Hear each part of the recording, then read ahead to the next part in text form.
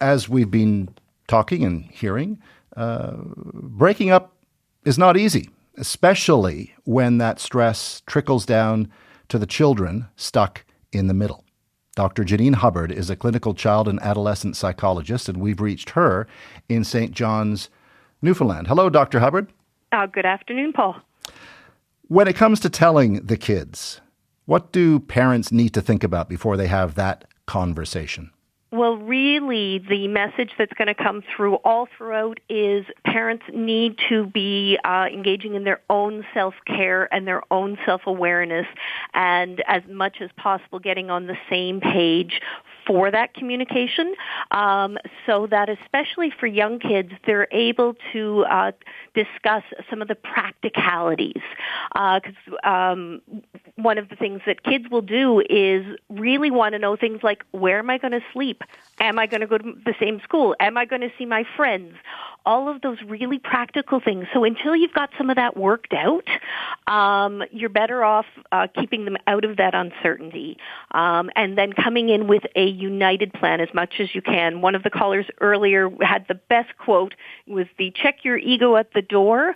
Honestly, how parents approach both the telling the kids and then how they get through that first year or two makes a world of difference in terms of, does this become one of the adverse childhood events that we know can lead to significant difficulties down the road, or is it something that with that, sort of year of adjustment and routines and, oops, I forgot the equipment that was supposed to go here and I forgot the science fair project, people settle into a loving, caring, parenting, co-parenting relationship, just not together.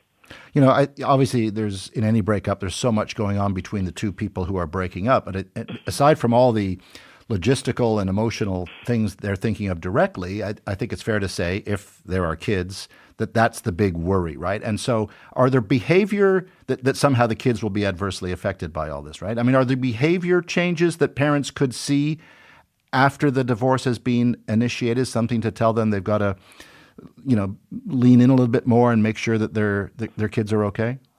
For sure. Anytime you're working with kids, you want to give them an open space to validate their concerns, to validate their emotions, whatever those emotions are, and to ask what kind of questions or feelings they're having rather than assume. Because again, kids often have very practical worries that we haven't even thought about. But then being mindful, yes, with younger kids, you're often going to see some regression. You'll often see a drop in schoolwork, academic performance. School-age kids in particular and younger children will engage in some magical thinking. So making sure they know that it is not their fault, there's nothing that they did that caused the separation, and that there is nothing they can do to get parents back together. That's something that's out of their control. Keeping an eye, teenagers, you tend to see a lot of anger, sometimes some more rebellion, sometimes some more withdrawal. Occasionally, or unfortunately, we do sometimes see some increase in substance use, or, kind of not wanting to be at home, often really blaming one parent. So knowing that a lot of that is normal and helping them work through some of those feelings. The other big red flag that I'd watch for is if you see kids trying to take on the missing parental role. So, suddenly you have a 13 or 14-year-old becoming the man of the house and trying to take on roles, remembering that they're still supposed to be kids. And yes, you probably need some extra help around the house because you're single parenting it, but making sure that doesn't turn into a parentification role or where you're leaning on them for your own emotional needs.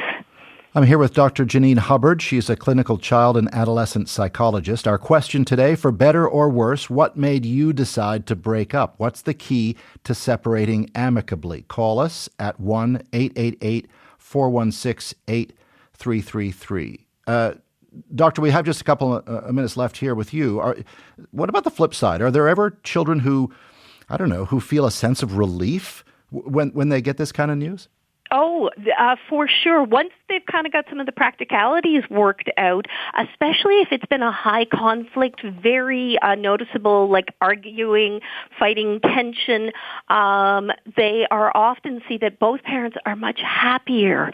They're more relaxed, which also then means that the relationships that they're able to develop with each parent separately can be really strengthened. I have some kids who enjoy I get 2 Christmases and I get 2 sets of, pajamas and all of these kind of things. So, depending on the perspective, but if it is going to make parents healthier, happier, sometimes then, the kids will definitely pick up on that, and it can be a much happier environment for everyone.